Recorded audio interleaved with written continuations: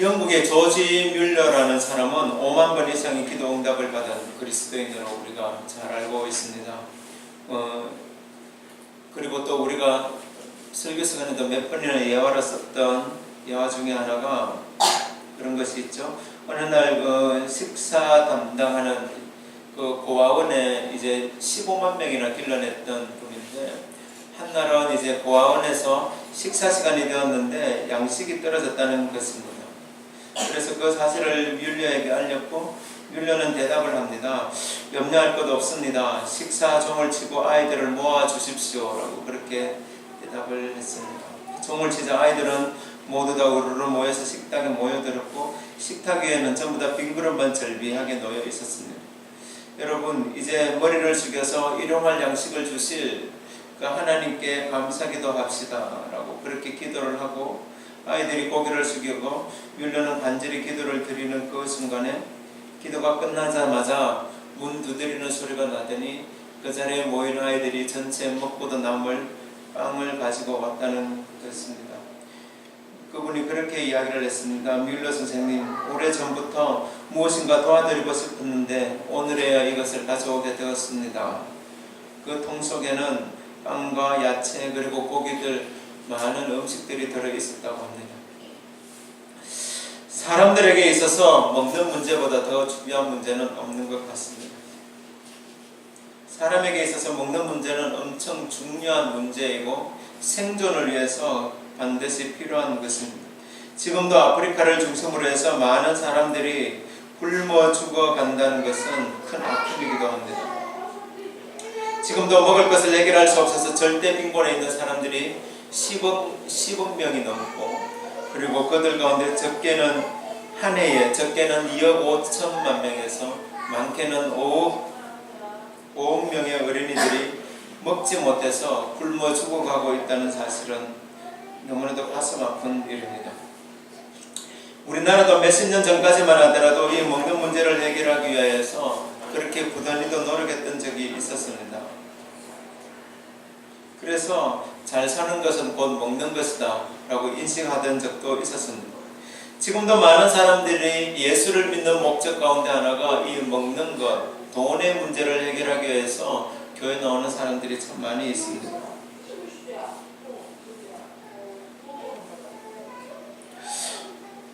그런 생각을 가지는 것이 잘못된 생각은 아니라고 생각을 합니다. 왜냐하면 예수를 믿으면서 풍성함을 누리기를 원하는데, 이 풍성함이 첫 번째 조건이 되는 것이 바로 이 먹는 문제이고, 또 이제 빈곤의 문제라고 생각이 되어집니다.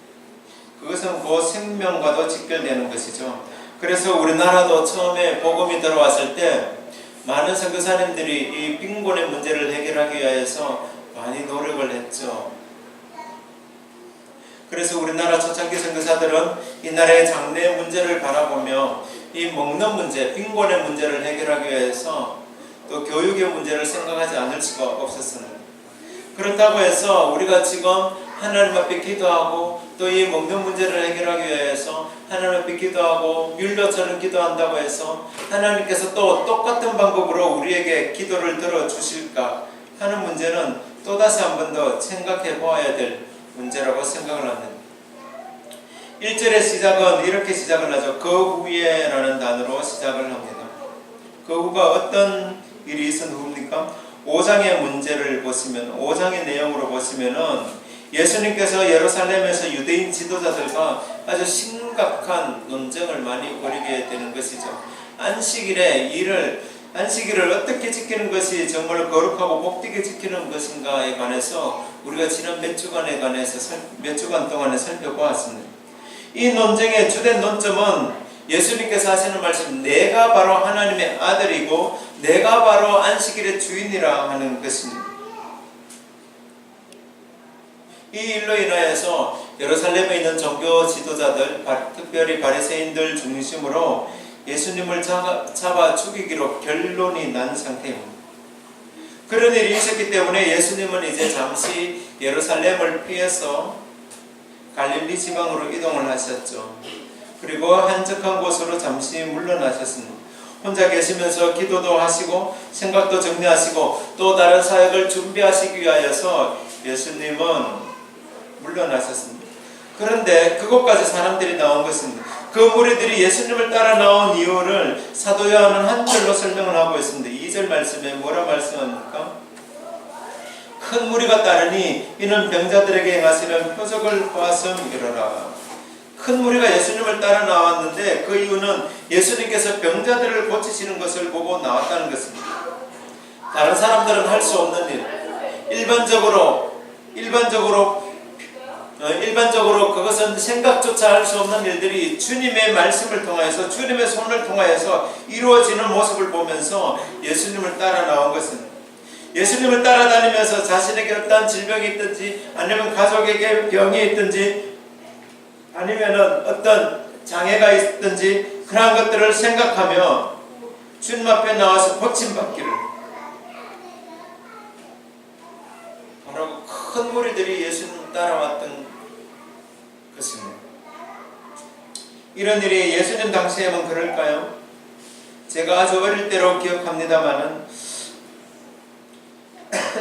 그때 모 기도원에서 손에 병든 자리에 손만 얹기만 하면 병이 낫는다는 그런 일들이 있었습니다. 소문인지 일인지는 모르겠습니다만 그런 일들이 있었습니다.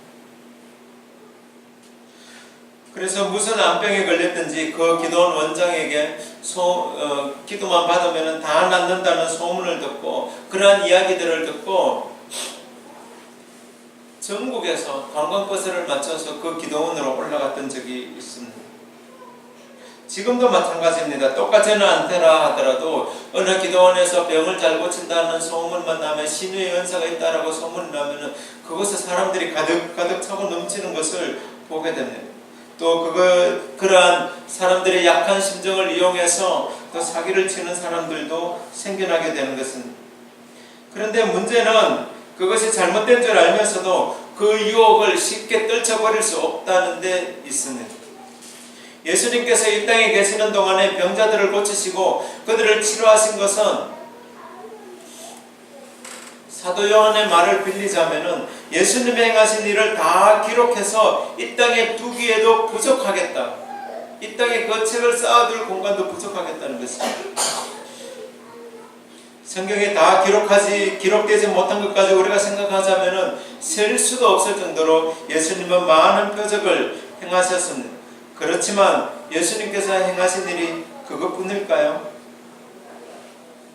지금 예수님은 하나님의 아들로서 세상의 구원자로서 이 땅에 오셔서 많은 일들을 행하셨고 병자들을 고치시고 표적을 행하시고 말씀을 가르치시는 것도 전부 다 어떤 권위로서요, 어떤 자격으로서 바로 하나님의 아들로서 영원한 생명을 주시는 생명의 주인으로서 이 땅의 구원자 메시아로서 행하신 일이라는 사실입니다. 그럼에도 불구하고 많은 사람들은 예수님을 메시아로 인정하고 그를 나의 주, 나의 하나님으로 고백하기보다는 그들의 필요를 채워주시는 분, 병을 고쳐주고 먹을 것을 해결해 주시는 분으로만 인식하는 것에 문제가 있었다는 것입니다. 하나님의 아들이신 예수님의 그 원래의 모습을 보지 못하고 눈에 보이는 것만 따라서 병든 자가 누웠다가 일어나는 그런 모습들만 보고 예수님을 쫓아왔다는 것은, 그렇지만 예수님은 그 많은 무리들을 물리치지 않으셨죠. 그들을 다 품으셨죠. 그들을 안으셨죠. 그리고 그들의 필요를 따라서 움직이시고 고쳐주신 것이 아니라 하나님의 본성이신 긍휼하심을 따라서 그 연약하고 불쌍한 사람들을 품에 안으시고 그들과 함께하기 원하셨다는 사실은, 같은 상황을 기록한 마태복음 14장 14절 말씀에 의하면 예수님은 무리들을 불쌍히 여기시고 긍휼히 여기시고 그 병자들을 고쳐주셨다고 합니다. 측은히 여기신 것이죠. 그들이 병자들을 이끌고 왔고 스스로 걸을 수 있는 사람들은 걸어서 왔을 것입니다. 그리고 도움이 필요한 사람들은 두세 사람의 힘을 합쳐서 병자들을 이끌고 왔을 것입니다. 그들을 주님은 불쌍히 여기셨습니다. 그래서 예수님은 아침부터 진종일토록 그들을 고치시고 만지시고 그들을 회복시켜 주셨습니다. 그러다가 저녁이 되었습니다.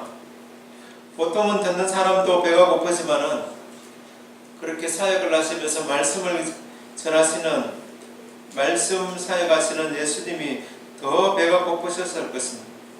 그러나 예수님은 먼저 무리들을 생각하셨습니다. 왜냐하면 예수님을 쫓아온 사람들의 목적이 무엇입니까? 집에 병자 하나 있으면 온 집안이 병자 되는 것은 문제도 아닙니다. 심적으로 가난한 사람이 될 수밖에 없습니다. 무슨 끼니 때가 되었기 때문에 먹을 것을 생각하는 것이 아니라 그냥 있으면 먹고 없으면 또 그냥 넘어가는 그런 사람들 아닙니까? 이것은 병자들이나 간병하는 사람들이나 다 비슷한 상황이라고 생각이 되어집니다. 그래서 그들이 빈들에 나오면서 먹을 것을 싸가지고 나온다. 자신의 도시락을 들고 온다. 잘 상상이 되지 않습니다. 자유주의자들은 그들이 다 도시락을 싸들고 왔다라고 이야기를 하지만은 그렇지 않습니다. 그들에게 급한 것은 환자들을 고치는 것이지 먹는 것이 아니었다는 것입니다.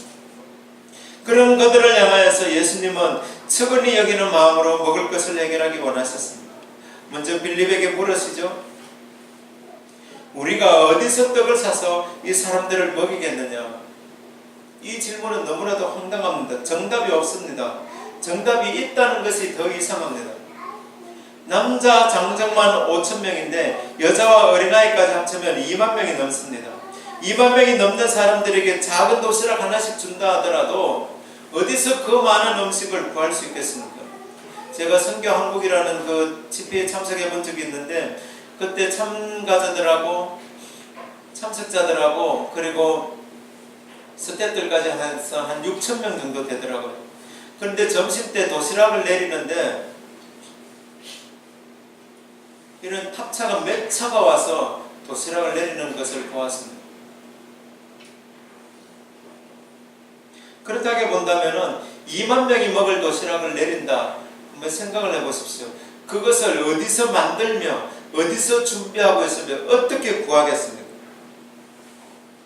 5,000개 달서교회에 있을 때 떡 2,000개를 주문을 해도 몇 달 며칠 전부터 주문을 해서 여러 군데 나누어서 주문을 해서 그것을 주일날 가지고 오는 것을 보았는데 도시락 2만 개요. 상상이 되지 않습니다. 불가능하다는 것 예수님께서 모르셨겠습니까? 모르실 리가 없죠. 사람의 능력으로 되지 않는다는 것 예수님은 더 잘 아셨습니다. 더군다나 무리들이 있는 곳은 다름 아닌 빈들입니다. 지금 같은 대도시에서도 2만 명이 먹을 음식을 구한다는 것은 거의 불가능합니다. 그런데 빈들에서 어떻게 구하겠습니까? 돈도 없을 뿐만 아니라 돈이 있고 아니 금덩이가 있다고 한들 그것을 먹을 것으로 바꿀 수는 없는 것이죠. 그런 앞뒤 상황을 생각한다면 빌립의 지금 대답은 옳지 않은 대답입니다. 도시락이 얼마나 필요하고 돈이 얼마나 필요한지 최소한 이것을 그냥 주판을 두들겨가면서 계산하라는 것이 아니죠. 조금씩만 받게 하더라도 이것도 말도 안 되는 것이고 200데나리온의 돈이 필요합니다. 돈이 있으면 뭐 할 겁니까? 이때 예수님께서 요구하시는 것은 바로 안드레와 같은 베드로의 형제 안드레와 같은 그런 믿음이 아닐까 생각이 되어집니다. 무슨 말입니까? 작지만은 비록 보잘것없지만은 이것은 예수님의 손에 주어졌을 때 얼마나 많은 일들이 일어날 것인가 하는 그러한 믿음이라는 것이죠. 지금 예수님의 제자들이 하고 있는 일들은 하루 종일 아침부터 저녁까지 기적의 현장입니다. 표적이 계속적으로 나타나고 있는 현장입니다. 고칠 수 없는 병자들이 예수님의 기도로 예수님의 말씀 한마디로 벌떡벌떡 일어나고 자기가 누워왔던 침상을 들고 나아가는 그 기적의 현장에 지금 그들이 있습니다. 그럴 수 없던 사람이 걷게 되고 피부병이 낫게 되고 눈먼 자가 눈을 뜨게 되고 말 못하던 자들의 입이 열리고 귀가 열리는 그 현장에 지금 있는 것입니다. 아멘. 그런데 그곳에서 빌립은 그냥 기계적으로 예수님의 최측근 12명의 제자 가운데 한 명이었다면 예수님은 혼자 일했겠습니까? 상상을 해보십시오. 사람들 줄도 세우고 이쪽으로 오십시오, 여기 앉아 계십시오, 대기하십시오, 이렇게 일을 하지 않았겠어요? 그리고 예수님이 그 고치는 현장을 가장 가까운 곳에서 빌립이 보지 않았겠습니까? 그런 반면에 안드레는 그 기적의 현장 속에 있으면서 기적을 느끼며 체험하고 있었습니다. 하나님의 아들이신 예수님을 통하여서 뭔가 일이 일어날 것만 같은, 뭔가 역사는 벌어졌구나, 하늘문이 열려졌구나 하는 것들을 경험하게 된 것입니다. 아멘. 하나님의 아들이신 그리스도를 통하여서 놀라운 일들이 벌어지고 있고, 그리고 다음에 일어날 그 일에 대한 기대도 하고 있었던 것입니다. 인간적으로는 안드레가 하는 이 참 보잘것없는 이 하나가, 이 어린 아이, 여기 한 아이가 있어 보리떡 5개와 물고기 2마리를 가지고 있습니다. 그러나 그것이 이 많은 사람들에게 얼마나 되겠습니까? 라는 이 대답이 맞죠. 인간적으로는 맞죠. 이 작은 보리떡 5개, 물고기 2마리로 이 2만 명이나 되는 사람들에게 얼마나 되겠습니까? 라는 답이 맞습니다. 얼마 되지 않습니다. 어린아이 혼자 먹으면 되는 그 정도의 식사 양입니다. 그러나 이 부족한 것도, 이 작은 것도 그 기적의 현장의 중심에 있는 그 주님께 드린다면은 이것이 놀라운 역사를 만들어낼 것이라는 그 믿음, 그 믿음에서 오늘 오병이의 기적은 시작이 되는 줄 믿으시기 바랍니다. 안드레는 비록 작은 것이지만 그것이 주님의 손에 들여질 때에 표적이 일어난다는 것, 그것을 기대한 것이죠. 아멘. 주님은 많은 사람들을 고쳐주시는데 절정으로 그 고쳐주시는 가운데 먹을 것을 해결하시는 것으로 그날 하루의 사역을 마무리하시는 것을 볼 수 있습니다. 그렇다면 이 사건을 보면서 우리는 어떠한 교훈을 얻을 수 있을까요? 첫 번째, 이 놀라운 표적은 어디서부터 출발이 되어지느냐 하면은 예수님께서 무리들을 불쌍히 여기시는 것에서 출발한다는 사실입니다. 우리가 하나님께 기도하면서 어떤 표적을 구하거나 사람의 힘으로나 사람의 능력으로 할 수 없는 것들을 기도로 구할 때가 있습니다. 구하는 것 그 자체가 잘못된 것은 아닙니다. 하지만 그보다 더 중요하고 그보다 먼저 우선이 되어져야 되는 것은 그 동기가 어디에 있는가 하는 것입니다. 바로 주님은 그 많은 사람들을 바라보며, 그 자리에 모인 수많은 사람들을 바라보며 그들을 불쌍히 여기시고 측은히 여기시고 긍휼히 여기셨다는 사실입니다. 예수님께서 각색 병자들을 고치시고 그들의 짐을 하나씩 하나씩 벗겨 가시는 가운데 벌써 시간이 많이 지났습니다. 해가 질 무렵이 되었습니다. 그러나 아직도 고침을 받기 위해서 기다리고 있는 많은 사람들이 그 가운데 있었습니다. 그들이 왜 불쌍하지 않겠습니까?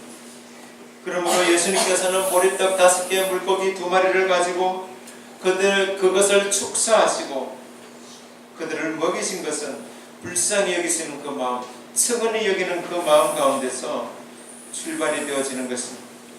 우리의 삶의 현장에서 저와 여러분들의 마음 깊은 곳에서 하나님께서 행하시는 그 표적을 보기 원하십니까?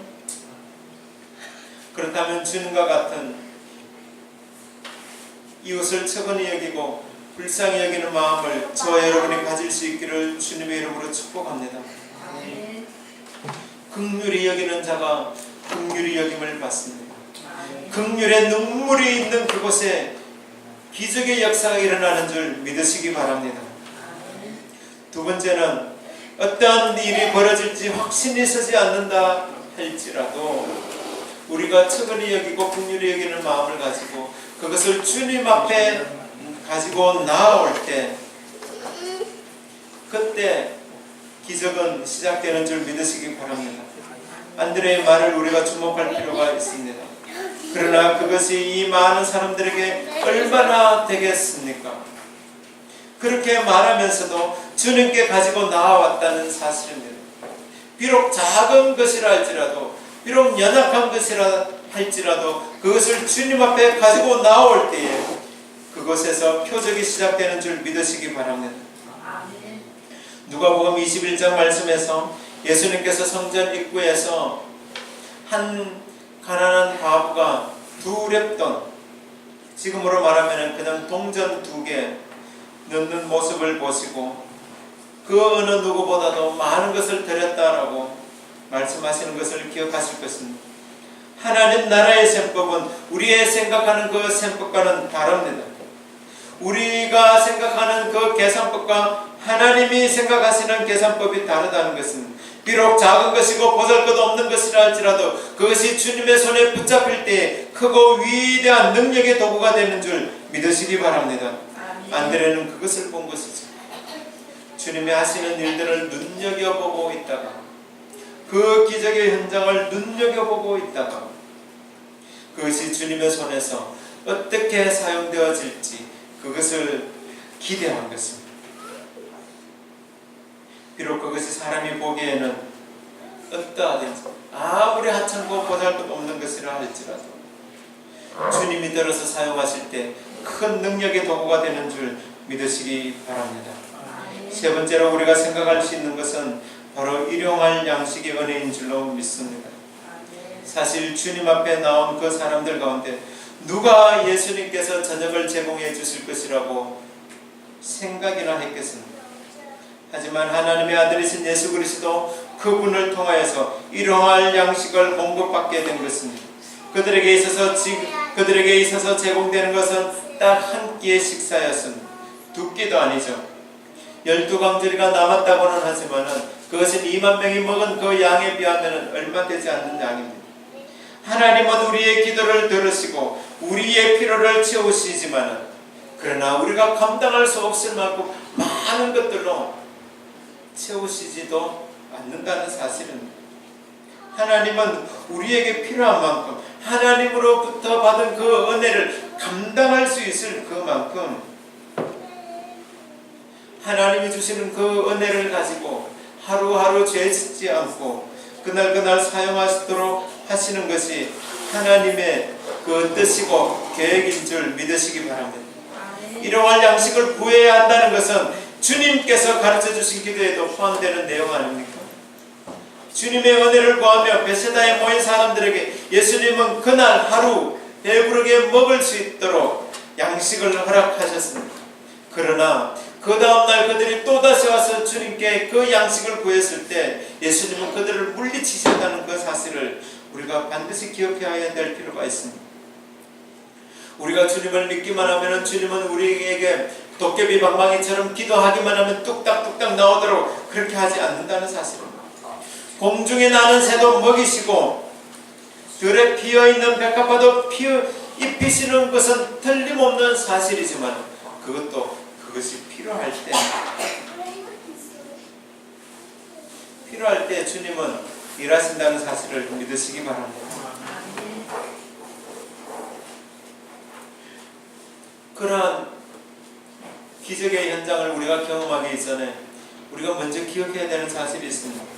너희는 먼저 그의 나라와 그의 의를 구하라 하는 그 말씀이죠. 예수님을 통하여서 오병 이외의 기적을 경험했던 그들의 생각 가운데 아주 단순함이 또 나타나 있습니다. 이 예수님을 임금으로 삼기만 하면 자신들은 이제 먹을 것은 걱정하지 않아도 되겠구나 하는 그런 생각들을 하게 된 것이죠. 이분을 따라다니기만 하면은 정말로 도깨비 방망이처럼 모든 문제들이 다 해결되어지겠구나 하는 생각들을 하게 된 것입니다. 그래서 예수님은 그들을 피하셔서 다시 혼자 산으로 올라가신 것입니다. 먹는 문제는 걱정하지 않아도 될 것이라는, 주님 앞에서 먹는 문제는 걱정하지 않아도 될 것이라는 그 생각은 잘못된 생각이었습니다. 하나님께서 우리에게 원하시는 것은 정말로 절실하게 필요한 그것을 준다는 것입니다. 일용할 양식입니다. 그날 먹고 그날 필요한 그 양식을 주님께서 채우시고, 오늘의 양식은 오늘에 채우시고, 내일의 양식은 또 내일 그때 가서 또 간절함으로 구할 때 하나님께서 주시는 은혜가 있을 줄로 믿습니다. 이제 말씀을 정리하면서, 예수님은 우리의 필요한 부분을 채우시고 우리를 인도하시는 분임에는 틀림이 없습니다. 하지만 하나님은 우리의 생각대로 움직이시는 분이 아니시죠. 바로 하나님의 뜻대로, 하나님의 계획대로, 하나님이 원하시는 일대로 움직이는 분이심을 믿으시기 바랍니다. 서두에서 말씀드렸던 조지 뮬러에게 응답하셨던 그 하나님께서 다음 날도 조지 뮬러에게 똑같이 그렇게 응답하셨을까요? 그렇지 않다는 것입니다.